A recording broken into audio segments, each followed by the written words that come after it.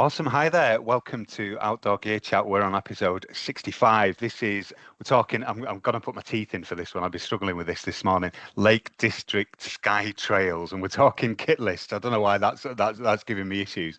I'm joined as always by Cathy. Hiya, how are you doing?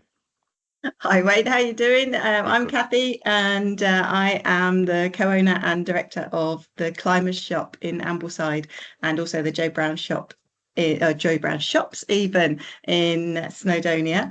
And yeah, we're talking Lake District Sky Trails today, which is obviously very close to my heart, running around the Lake District hills. And we've got, I'm really chuffed. We're joined with a friend and just running extraordinaire. Charlie Sproson. Welcome, Charlie. Morning, morning.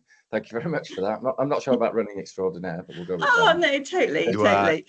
you were on TV not so long ago as a Lake District running guide, weren't you? But was that Channel 4 back? It was some years ago now, It wasn't was it? some Yeah. years ago. Yeah. I pop up like the witch from Chorlton and the Wheelies. There's niche reference. I love it. That's for the older people. The younger are going to be going, Yeah.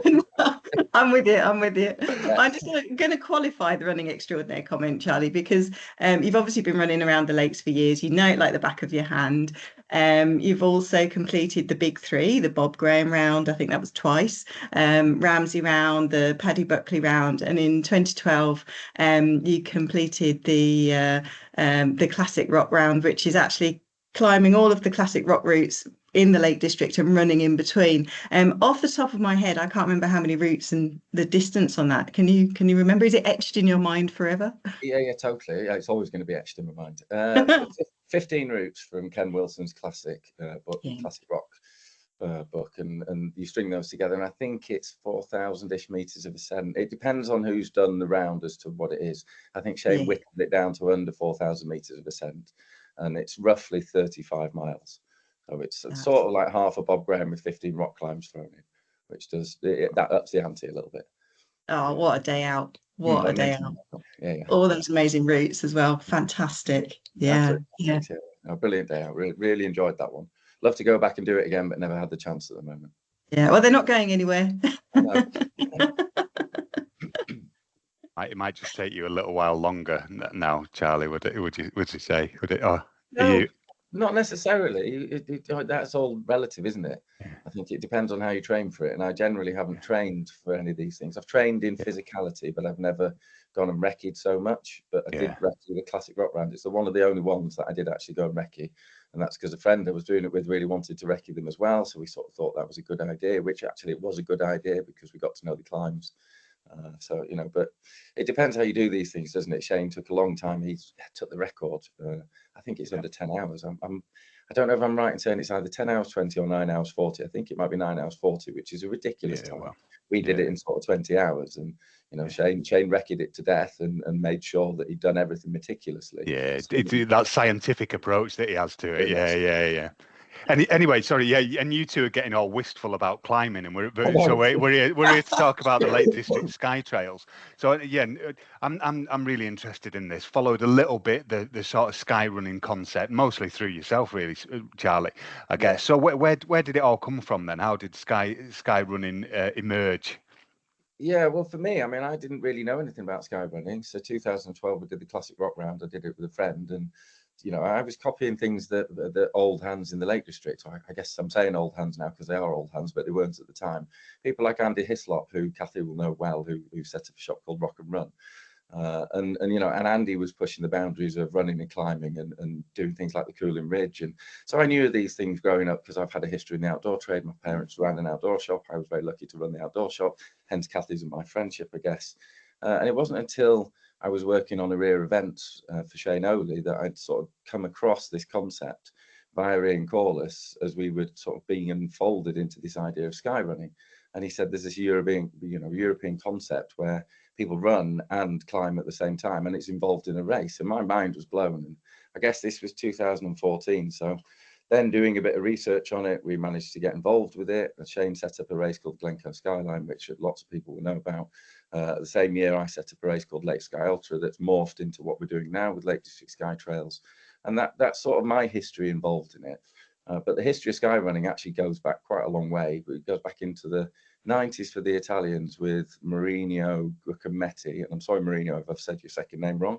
But Mourinho sort of set an idea with his friends to run to the top of a mountain, which was Monte Rosa, or the mountain wasn't Monte Rosa, but in the Monte Rosa range. And they would try and get as quickly to the top as possible and then back down again. So it was a pure form of running, very close to the idea of British fell running.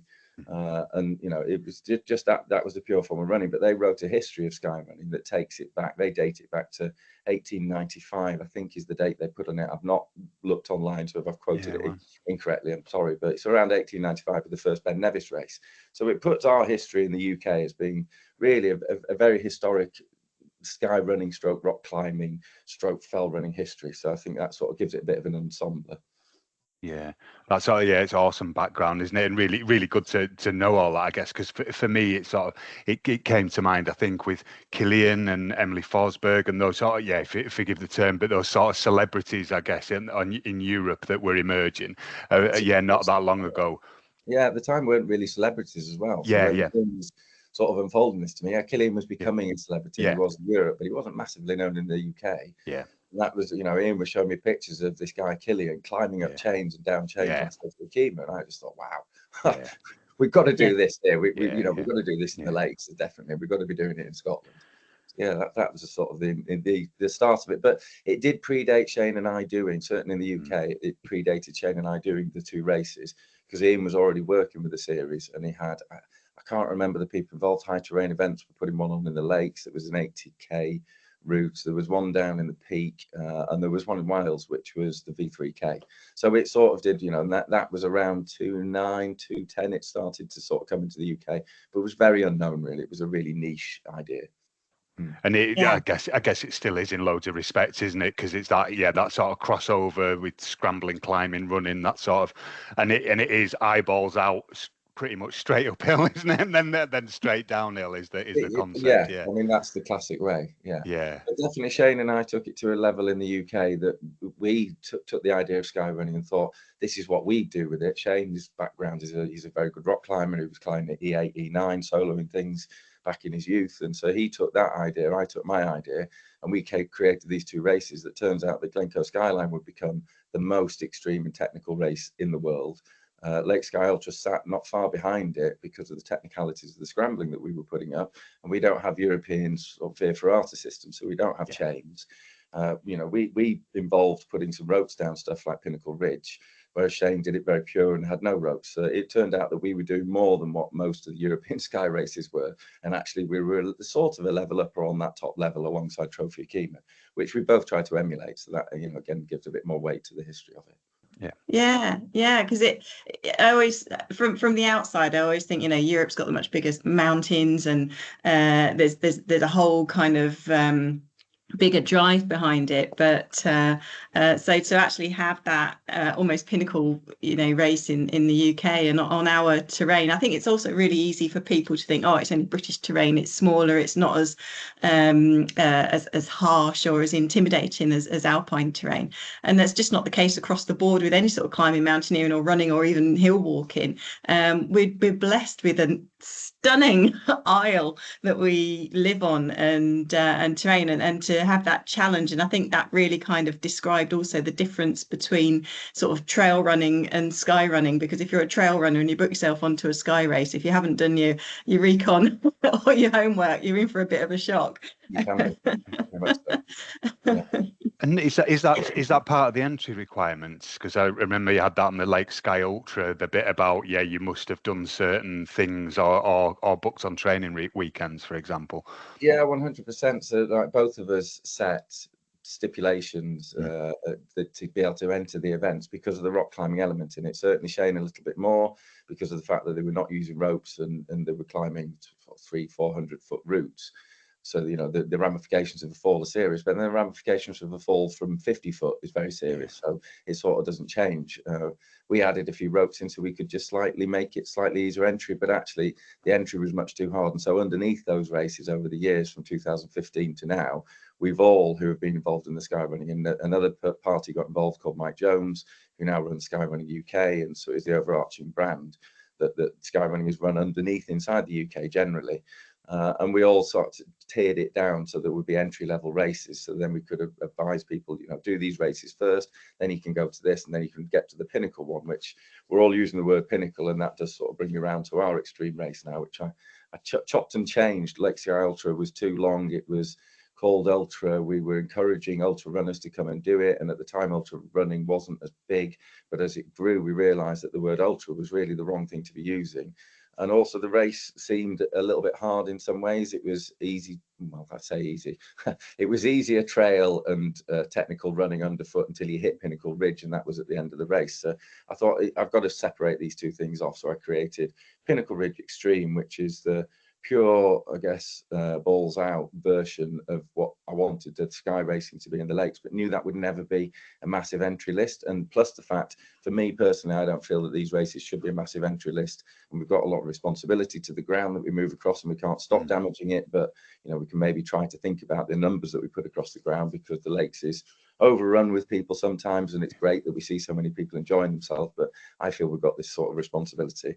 So I created Pinnacle Ridge Extreme, and then made what was the original Lake Sky Ultra route into something called Helvellyn Sky Ultra, that would then tick the box of people who wanted to Sky Ultra race, that long distance, hard technical racing, against people who wanted to do something that was the more pure version of where the roots of sky running came from, which is Pinnacle Ridge Extreme. But to get into Pinnacle Ridge Extreme, you need to be a rock climber. And not a particularly brilliant rock climber. It's at a base level of rock climbing, but still you need to be a rock climber to be able to tick the box to pass those entry criteria. There's loads of questions that emerge from that. Sorry, Cathy. Everything that you've just said there. So the first one for me is like about the difference between sky running and ultra running, and like Cathy's mentioned, the trail bit as well. What, you know, can you, what is the difference, if you will? What are the scales that are involved within it? Yeah. So I mean, I've thought on this one for years. So I'll start with fell running. Fell running came as our, you know, historic form of running that some landed gentry in the Lake District would have a guide, and they'd slap some money down at one of the shows and say, well, I wager my guide can get to the top of that mountain before your guide can. You know, often they do it barefoot, and they'd run up and down, and that created the guides races and really the background of fell running. And it was a pure form of running across our open mountains. So you could say the original version of fell running was very, very similar to sky running, because it's very pure, it's very harsh and rugged. Then the Europeans set up what they would call trail running, and trail is, as we know, we have footpaths here in the lakes and the UK, but we're much more used to the idea of trail now. So all those trails would be run, and that would be the open version of trail running. I would then start to put fell running and trail running into a bracket and say, well, they're a similar thing, and certainly now fell running, although I'll probably have a load of fell runners come and attack me now. They're doing routes that are recognized routes that are on trails, because the trails have been put down because it's been run for years. So that is sort of trail. There's not as much nav and stuff like that involved in them, arguably. Less so, but there is if the cloud comes down. So I don't want to get bashed by it. I understand that. And then we got sky running, which is this technical version. So like a fell race would usually do a classic loop. So you go around a horseshoe, and that would be a fell race. It would be not a contrived line. Whereas the sky racing, to get the terrain that you want, you have to contrive the line. So rather than just do a classic circ of going around a horseshoe, you would introduce a horseshoe and then find a rock climb route or something that was pretty hairy close by, and just go straight to that. So it would start to contrive the way that things have been done. And really a sky race should be very technical underfoot. However, go to Europe and do some of the European sky racing, which is the entry level stuff, and it's just very much a trail race. I think the difference of what the Europeans would say is that sky running happens over, so this comes back to Cathy's point that our mountains are smaller. Sky running happens over 2,000 meters, and it's where the mountains reach the sky. That's what the European sort of concept of it is. We don't have those size mountains. However, what we do have is very technical mountains, and a history of very technical use of those mountains, whether it's fell walking, rock climbing, fell running. It's all part and parcel of that sort of technical, you know, movement across extreme terrain, which our mountains are made of, whether it's the Lake District, which is tamer and easier and safer, or you go up to, you know, Scotland or down to Wales, where it becomes a lot more rugged, and the ramifications of getting the wrong route are very serious. You can end up, certainly in Scotland, in a valley where there's nothing, there's no houses. In the lakes, you're not going to find that. You're always going to find a farmhouse. In Wales, it's going to be in between somehow. So hopefully that gives a little bit of division in there. And I always think, whilst our mountains aren't as high in Europe, our clouds are lower.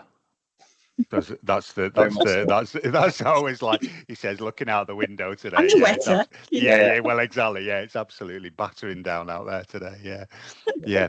So yeah, amazing overview. I think there, and again, loads of questions that come out for me, and yeah, we could spend hours talking about this, I'm sure. But sort of footwear's part of it. So you're mentioning climbing, we're mentioning rock, but there's also a good chunk of run within there. So how does that dictate what you're wearing on your feet for these events? Yeah, I mean, it's a really awkward question to answer because I'm very much now of the attitude that it's Cinderella type syndrome. You know, the right shoe will fit the right foot, and that's how I like to take it. And I've been in outdoor retail for many years, and then moved into this sort of realm of developing races and guiding services in the lakes for runners. And from my outdoor retail days, I never thought that there was really a shoe that actually stuck on wet rock. I constantly hear people, and Cathy will be knowing this so much, people coming in saying, which shoe will stick on wet rock? You know, these Vibram soles, they're going to stick on wet rock. And yeah, there are some shoes and footwears and compounds that are better than others.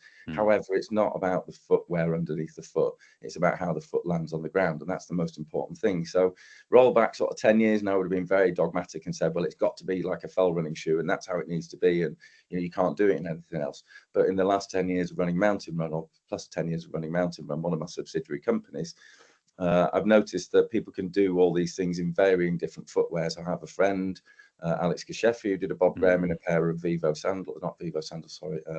Panther sandals, which are just like a Hirachi. It's a very thin, strapped-on 3mm, piece of rubber underneath the foot. I've seen people do Bob Grahams and Hockers. I've had people do our Late Sky Ultra in a pair of Vibram 5 Fingers. So I think it really is. It's very difficult to say this is the shoe that should be worn. And my opinion of a shoe that is really good for sky running is something that's low profile, that does have a good amount of grip on all different types of surfaces.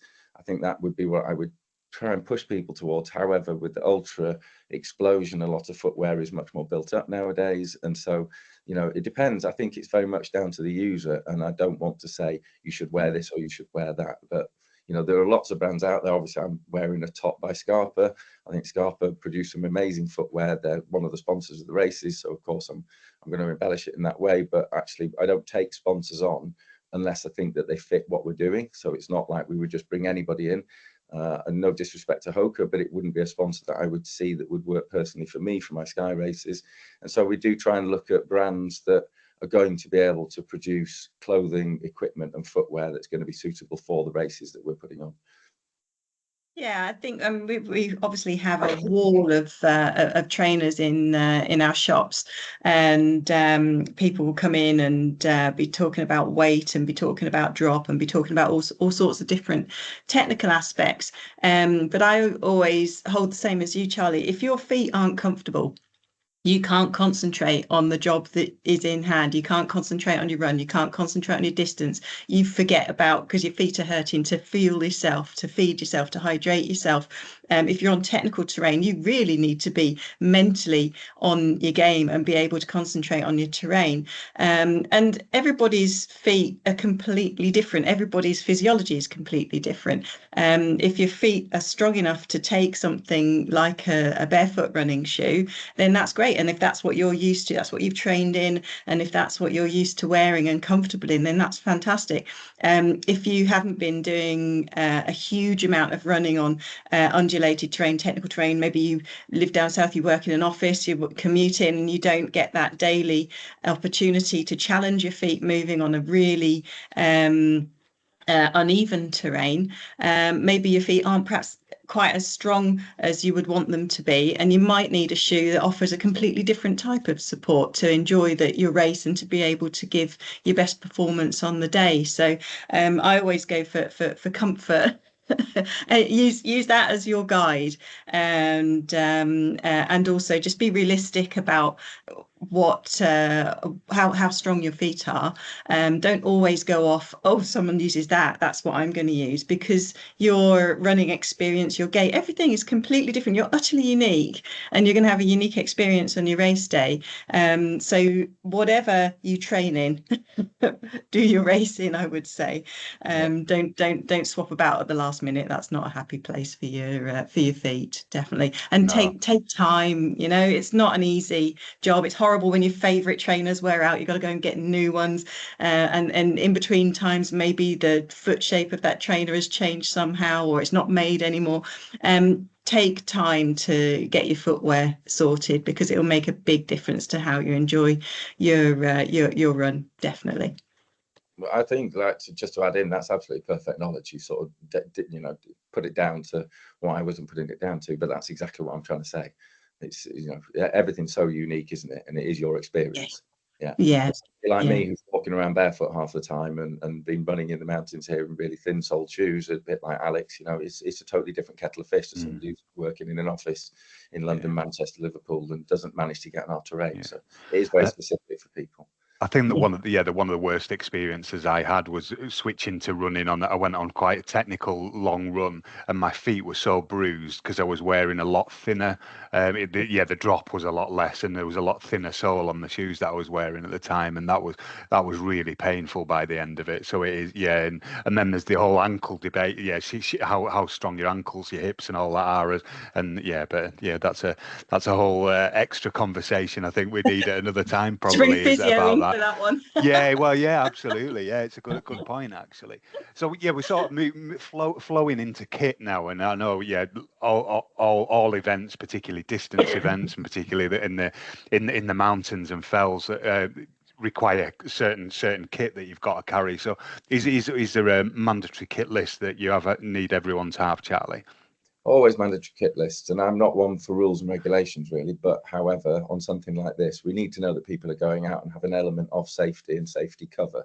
So it's not going to make everything safe, and these races aren't designed to be safe, and I don't think anything that we're trying to do really in the mountains should be over safe. But I want to provision that by saying also, don't take unnecessary risks, and we're not trying to get people to go out and do stupid things. The mountain rescue, we've got enough work on without us saying, oh yes, don't go out and be safe. Obviously I want people to be safe, but it's not a safe environment, and we're learning to mitigate stuff. So the mandatory kit lists are designed to be there so that if there is a problem and people do experience an injury or need to stop, that at least they've got some body cover that can keep them warm enough until our safety team can get in there and come and have a look and see what the problem is, until the mountain rescue could get out there if it becomes a mountain rescue problem, and try and keep people as warm as possible so that we don't drop into that dreaded hypothermic sort of temperature drop, where the body doesn't cope very well. So we have, just running through the kit list, which I don't have written out in front of me, but everybody should always have waterproofs when they're going out the mountains. This is irrespective of doing a race. The kit list really, you should always be carrying in the mountains, whether you're racing and going to a race, or whether you're training and recceing, or whether you're out for fun with your mates. It doesn't really make any difference to me. You should be carrying certain amounts of kit. So waterproof cover should always be tape seamed. It's the age-old question: what's tape seamed? Are my waterproofs tape seamed? And the taping of the seam means that it makes it waterproof. The fabrics are designed so that they have an outer, and then there is a waterproof membrane. And I'm going through this really super quick, but then when it's sewn together, obviously it's punching holes in that waterproof membrane, so that needs taping so that it doesn't allow any ingress of water. So my seams here on the shoulders, if this was a waterproof top, should be taped on the inside, and that means that I can stop the environment from outside getting to inside 95%. I can never stop it 100% because I've got things like this, openings in my hood. So it's going to ingress here, it's going to soak in on my layers, but it's going to keep this as an environment on the inside of my jacket.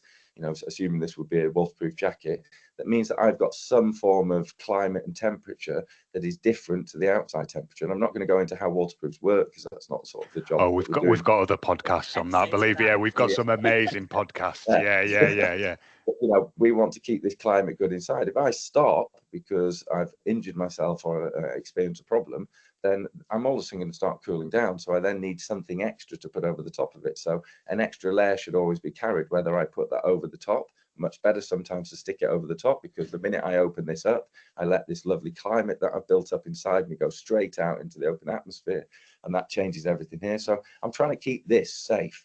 And so I have an extra top. I might take some extra trousers with me, depending on what's going on. I've always got my waterproof trousers with me. Hats are really essential, because that's keeping a lot of heat in. And then a survival bag, majorly a survival bag. You know, we don't want anybody else, certainly on our races, but I would never advise to go out in the mountains without having a basic survival bag. That means you can get inside it and you can stop that hemorrhage of temperature leaving your body. And you'll never stop it fully. You're going to get cold, and it's not going to be nice if you have to wait for the mountain rescue. But at least you're staying as warm as you possibly can do and keeping that environment as best you can. And you might be coherent when mountain rescue arrives to support you rather than We're painting a dark picture, but it's not really that dark. Well, and I think that's an important point that you make. Yeah, it's stuff that we should be taking out on the fell, on the hill anyway, isn't it? Yeah, it's that emergency kit where you're like, oh blimey, I need to keep myself safe. And the other point I think is, if you come across somebody else who's injured themselves as well, you need to be able to do that, and that's supporting one another when we're out in those, because those horrible aggressive conditions that we can all find ourselves in on the fells. Yeah. Well, 100%. It's really easy to convince yourself, isn't it? Sorry, Charlie. It's really easy to convince yourself that, I'm just going out for a short run, or I'm just going to be in an area where I can get to safety, or even now I'll find myself having those conversations, and it's like, I've actually just got my race bag, or it's a race pack that's permanently packed. All that stuff just stays in there permanently, so I don't even have to think about it. But isn't it, Cathy? For me, that's totally the thing. You have your bag packed and it's just in the porch, or it's in the back of your car, or whatever, and you never have to think then. You just know everything's in there. You know all the essential bits that you need, and your map and compass, or your GPS device, however you're navigating by it, it's all there. And so it just becomes ingrained, doesn't it? And then when you get to a race, there's never the argument with the marshal team or the race director having to be brought in to say, well, I'm sure this is a tape seam jacket, because it's a tape seam jacket, and never that you turn up and say, well, I forgot my survival bag. I mean, occasionally people will do. It's just a thing, but that you've always got that kit. So you just pick it up and off you go to your race. It's ready.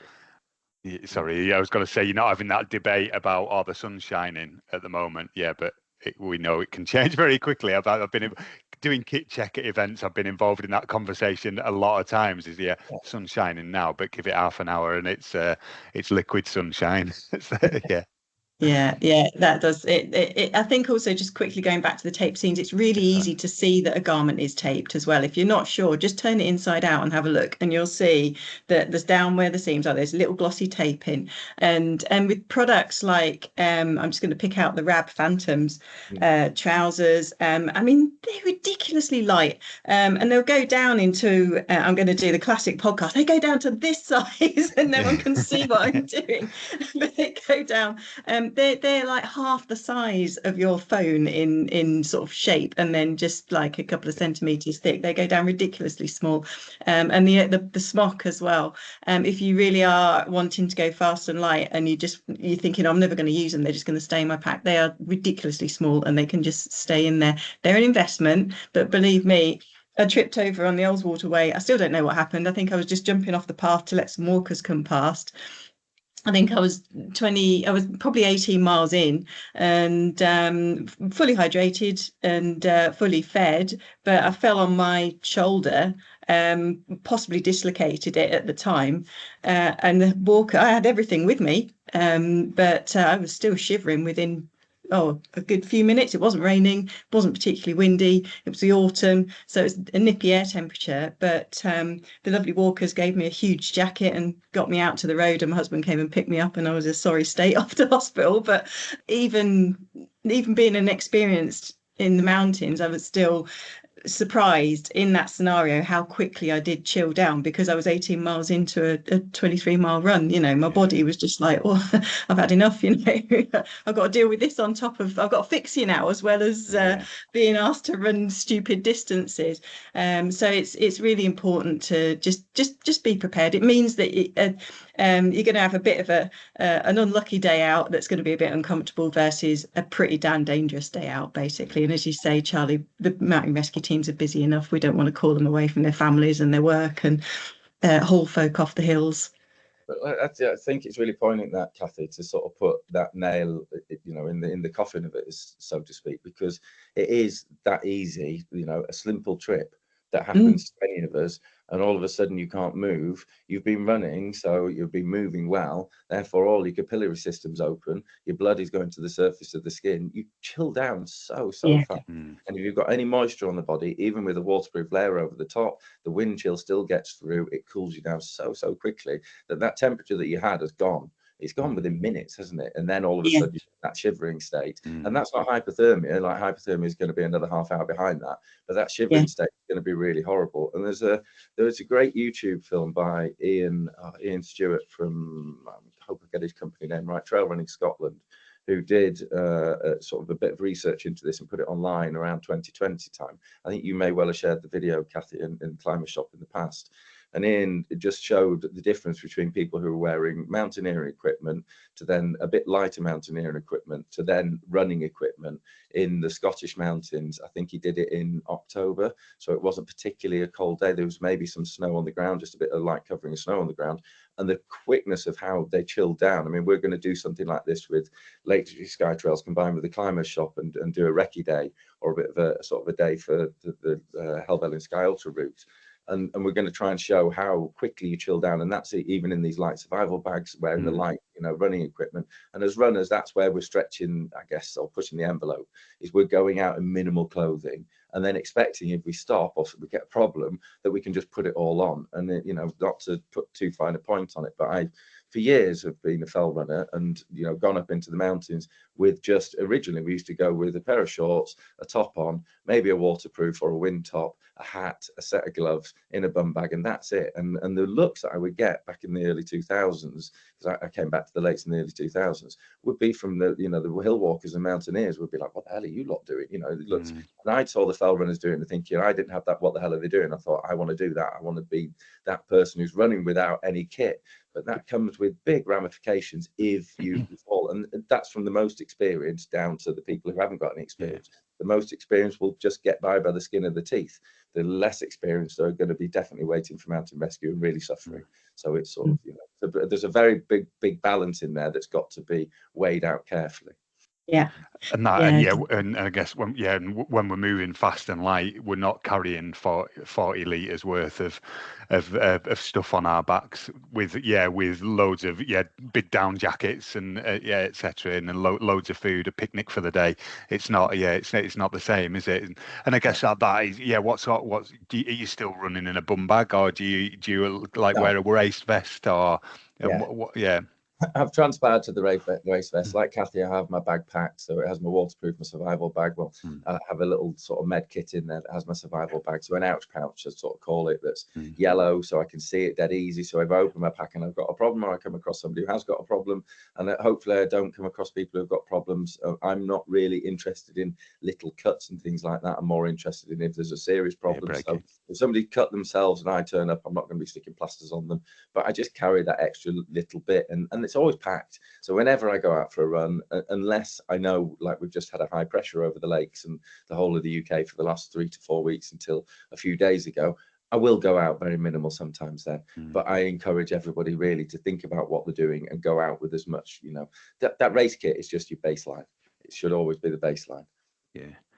Thing is, I found training for bigger events, I just trained with my permanently packed pack anyway, and I mean, sort of size wise, something like the Rab Veil packs, super comfy and super stretchy, so you can fit as much or as little as you want in, and they stay really nice. I think that's the beauty of the race vest, is it just, you wear it, it's a wearable rucksack, isn't it, and it doesn't shift around, so there's no argument of not taking something like that out onto like technical terrain of the sky running routes, because it's not going to shift around. It is part of you and fits around your body. But if you're training with that all the way through, you're training with the weight that you're going to be carrying on your event anyway, which is only going to be beneficial.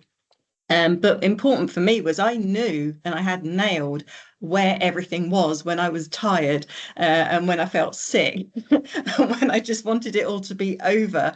I knew that if I put my hand in X pocket, that's where I would find my next gel. If I put my hand in X pocket, that's where I would find my hat and my gloves that were on and off. They may as well have been on bungee cord, I think, because my temperature goes up and down really quickly and I've got rubbish circulation in my hands. But that made a real difference difference to sort of getting to the end, absolutely. I was spent, but I got there, and there was a lot of reasons why I shouldn't have got there, you know, because same as a lot of people on these start lines that work full time, got a family, trying to fit in training to then sort of run 50 miles is a huge time commitment to make sure you don't completely break yourself and you can get up the next day and still function. So I think, yeah, but having that familiarity just made a really big difference to actually getting to the end, basically. But again, I think that's really important what you're saying. You know, it adds weight to everything, because if you don't know what's inside your pack, if you're only packing that up occasionally to take it out, then when you come across an issue, if you do have a fall, a slip or a trip, then where is everything? And you're going to get confused. You know, I sort of liken it to the idea that you get lobotomized when you have a problem like this, because we go into the fight or flight mode and the adrenal glands kick off and they send loads of adrenaline into the system, and that basically shuts off the nervous system into the brain, so that the brain can't start doing anything. Really what's happening is it does go back to that idea that we're being chased by a lion, and so you just need to go, and so you can't think straight. Sugar's helpful in those instances to then reconnect the brain to allow you to start thinking a bit better again, and knowing where everything is just very quickly and swiftly is going to save you, you know, even if it's seconds, you're saving seconds of temperature hemorrhaging out of the body that you can try and keep in. And that's one of the most important things. It's just to try and know that if these situations do occur, at least you're a little bit ahead of where you thought you were. You can slickly or hopefully slickly work through things and grab the things out that you need. It's so important. And to be able to practice with these things as well. You know, it's all good and well having a survival bag, but has anybody tried to get in it? And I've been lucky to work on outdoor events for quite a number of years, I think since 2012, and I worked on a rear event, Dark Mountains, for a period of time, and you know, I planned the routes on that, and it was a really extreme event based in January, over the last weekend in January, overnight, to make it even harder. You know, it's a Shane Oley concept, and it was a pretty mental idea. And after working on it, I was then able to run it, and I ran it with Steve Birkinshaw, I think in 2019. And we came across somebody who had fallen, hurt in their ankle. It was probably 3 o'clock in the morning, and they were wearing a survival bag. But the unfortunate thing was, I think they were on the side of Beda Fell over near Ullswater, and they got the survival bag upside down. So the wind that was blowing up the fell was actually just going into the survival bag, and there was no temperature being saved at all. And it's just one of those daft things. And I thought, how could you get into the survival bag the wrong way? They'd actually punched a hole so they could get the head through where the feet were, and just pulled it over like a cape. Now, that was a good idea. However, the wind was just going up, so we resorted that, and that changed how the experience was for them. That person was carried off the mountains by the safety team, and we carried on racing. But the point is that if you're not aware of how to get in your survival bag, something so simple, yet when you become lobotomized by that adrenal, and all the other people around were also unfortunately lobotomized, and I'm using that word, but hopefully I'm not giving it a wrong sort of term, but they couldn't think, and it took somebody else to come in and go, you need to just flip that round, and then the safety team will be with you, and this person will be a lot more comfortable, and it's going to be a better experience than, you know, them having wind blown straight up into this cape that you're wearing. And that, I guess, is the difference with the foil blanket versus the bivvy bag, the emergency bag thing, isn't it? Is that, I've seen people again, sat on the fell side with a foil blanket, just quite literally, like you said, as a cape. It's just been flapping around doing nothing at all. Whereas with the bivvy bag or the sleeping bag style, at least you're containing a bit of heat in there, and you're getting that, like you said, you're containing everything in there for you, and you've got the windproof protection. Sorry, Cathy, did you? Yeah, well, I mean, and that bivvy bag, going back to the bivvy bag, if you've got a single one, then just you're in it. But if you've got a double one, then you can get somebody else in with you as well. And that, depending on the situation you're in, that could be make or break, really. If you do go hypothermic, then you are going to need somebody else's body heat to warm you up, or to keep your body temperature at a safe level until the emergency services come. It depends how far it's all gone, but just carrying a double could make that difference. But that's decisions for everybody, and it's decisions that do kind of come with experience. I know sort of experience is something you get right after you need it, but it's it's a good way of saying it. Yeah. Well, I think I've got to say thank you to Andy Kirkpatrick for that one. It's in one of his books.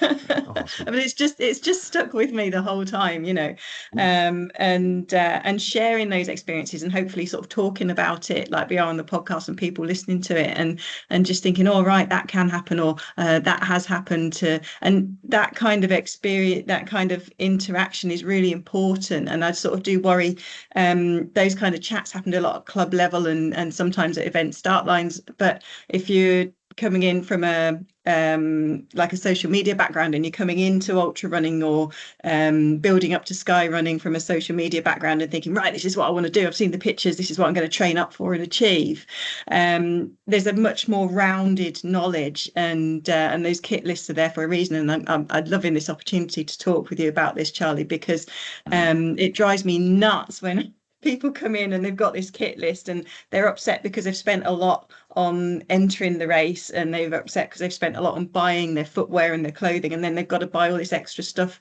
in their mind for the kit list. And myself, almost all of our staff that are, you know, ultra runners are just like, seriously, you need this, you need invest, to don't be angry about buying this stuff.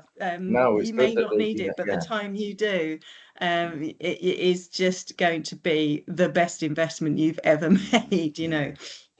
Because don't think small, think big scale. It's the what ifs, and if you can cover the what ifs, then you're going to have a fun time doing a great challenge. Yeah, well, again, I think you said it in a good way. The kit isn't there for the kit list. You're not buying the kit for the kit list. You're buying the kit so that you can go out and enjoy and train for these events and hopefully take part in them and enjoy what, you know, you think they're about. And we are all controlled by social media now, and we are all looking at these wonderful, lovely pictures of people running across technical terrain in lovely sunshine, because that's what the race directors want to put out, the marketing team want to put out, because we're not going to put out something where it looks absolutely horrible, because that's not going to encourage people into it. But then we do have a responsibility to try and explain, yes, this is what it looks like on a lovely day. However, it's not always like this, you know. And if you're going out, you then the kit is for your experience and your enjoyment, and then the race is the cherry on the cake that you want to go and do because you're learning how to use this stuff and learning how to move through the mountains in this way. Yeah, and that end of race medal shows that you can achieve it because you've gathered all that knowledge together and you've done it safely, which is fab. I mean, we did touch on the training event that we're going to be running, Charlie. We'll just chat about that now, I think, because that's open for people that have signed up to your Sky races, and it's happening on the 15th of June. Anybody who signs up will get your personal attention for the day. Meet at the shop. We're going to have our fantastic sponsors, Scarpa, Rab, Voom. There's going to be kit to try. There's going to be some food goodies from Voom. It's about the 15k day, I think, Charlie, isn't it? Up on Dove Crag, Red Screes, Dove Crag, Hart Crag, going over some of the technical terrain that people would expect to see on the route, looking at how you move across that terrain, footwear, looking at clothing, safety equipment as well, and then coming back down to the shop after a fantastic day out. So it's a brilliant opportunity. There's only 10 places. If you're signed up to a Lake District Sky Trail, you will be getting an email about it if you haven't already. I think the brilliant thing is yourself, Charlie, our friends at Rab, Scarpa, Voom have all come together and said, look, we want to put on this event training day for folk to have a great time out and get a huge amount of experience from Charlie, use some great kit, have a great time. And none of us want to make any money out of this, so we've pledged that all of the proceeds will go to Patterdale Mountain Rescue Team. So people are going to have a fantastic day out, learn loads, and hopefully we'll be able to give a nice big fat check to the guys at Patterdale, who we hope we don't have to meet in their professional capacity, but who of course cover the Helvellyn Sky Trail region, don't they, for the events? Yeah, I mean, and thankfully we've never actually had to call them in for a competitor, so that's been really good. Fingers crossed. Yeah, I did speak to them a couple of years ago about a marshal who we thought we'd lost in the mountains, who was local to Glenridding, so he knows the team and I know him very well. But he actually had gone home to bed and just forgot to tell us that he'd come back down the mountain. So it's the only time we've actually had to ring the mountain rescue, which I'm quite proud about. And we do have a safety team in the mountains. But yeah, the day that put on the 15th of June is basically to give people an experience. So if it's not, I think, really for the more experienced runners, I think it's more for the less experienced runners who are coming in, who want to learn about how the kit works, to see what we're talking about with things like the survival bag. There maybe be a 10-minute, 15-minute session where people aren't going to be so happy, because we probably will sit in survival bags and see how quickly, and it won't be all of us, it'll be one or two, and we'll use some other different bits and pieces and see how quickly we cool down, to try and give some type of understanding, not just to the people there, but hopefully we'll get some nice photography out of it, and we can extrapolate this out so that people can understand that, you know, why we're talking about things in this way, not trying to be too overbearing. I never like to try and over talk things too much and say, oh my God, it's really terrible out there, because it's not. It's a wonderful place to be, but as Cathy said, you know, experience comes after when you need it. And you know, a statement came up in my mind was there's no old bold mountaineers, which is a Don Willand statement, which I think sort of covers things quite nicely. You know, you've got to push the envelope a bit, and all the people who are doing it at the top end will know this, and you've got to find that experience after the problems that we have.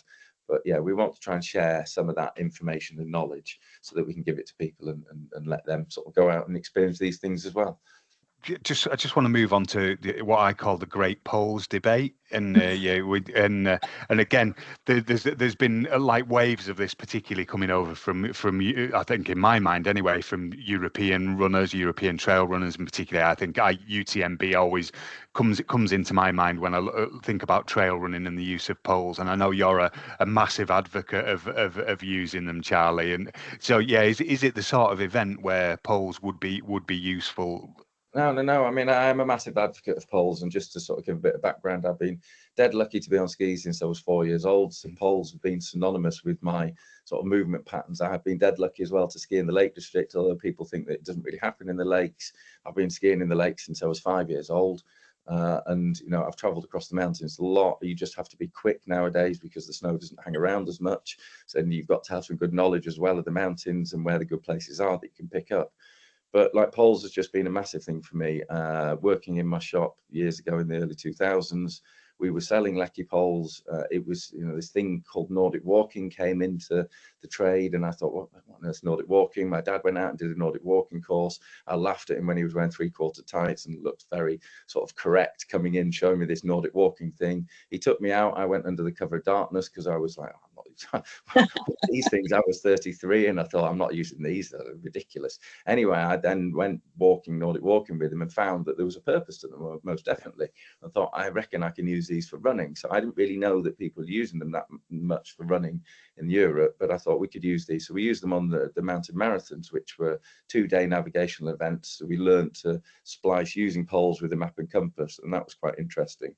And it wasn't until around 2012 that I got looped in with the Lakes 100 guys when I set Mountain Run up, and Mark Laithwaite asked me and my partner at the time to come and do you know, a training weekend, and so we developed a pole running course. And I think it was around 2012, and since then we've kept developing that course, and I now run that course regularly through Mountain Run to teach people how to use poles. And like sky racing and poles, yeah, it's very technical terrain. Not everybody's going to want to use them on the most technical terrain, but our advice is that poles are amazing for ascending. To learn about Nordic walking is one of the benchmarks of using poles in the mountains. That's what most people are going to use on an ultra event. The longer you go, you know, the longer distance you go, the more the poles are going to support the body, so it helps keep the body upright.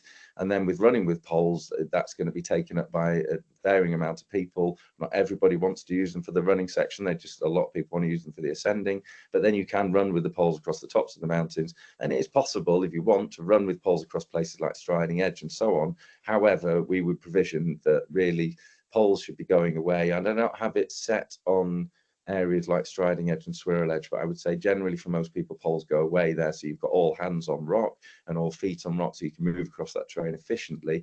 But certainly on any climbing section, so any actual real climbing sections, and this really comes down to Pinnacle Ridge, I guess, we would always say the poles have to go away. We don't want poles in hands because they can be thrown off or they can be dropped. But yeah, I think they are synonymous with events like this. And the more that people have understood it, like you know, Wayne, that, you know, it came from the UTMB. When we were first running the courses, people would turn up on the courses and say, I want to learn how to use poles, not like the Europeans who seem to throw them around everywhere in the UTMB start box. Yeah. I don't get that comment so much anymore. I think people have got much more ingrained with the idea of how poles work. but you're turning yourself into a quadruped rather than being a biped. Yeah. To me, that, you know, it's common sense that they really do help on a sense. And then it just depends, cherry picking people, that some people will like to use them for running, some people will just want them for the ascending. But yeah, I mean, I use them all round. Yeah, I was going to say that it always strikes it sticks in my head. It feels like you've got 4 legs when you're using your poles, doesn't it? And I actually like them for descending as well a little bit, not at speed, but not as fast as you are, but yeah, it definitely lightens the load and impact on your knees and your hips and stuff coming down hills. But that, yeah, and that it is. But back to Cathy's point earlier on, don't turn up for an event expecting that you're going to be able to use poles straight away, because it doesn't work like that, does it? It's a very different way of moving, and yeah, you're gonna end up with a sore chest and arms, I think, because you are using muscles that you don't normally use when you're running or walking if you don't use poles normally. Yeah. Well, they're a great, I mean, it's totally right what you're saying, Wayne, and they're a great cross trainer. So it helps, you know, as runners, we become weak in the upper body unless you're cross training in certain ways. I'm a climber as well. I go to the climb wall. I was at the climber wall last night. So that's addressing my sort of cross training and looking at my core element. But a lot of people I see, and it's getting less so, because people are starting to think, well, okay, a training session with poles is a good idea.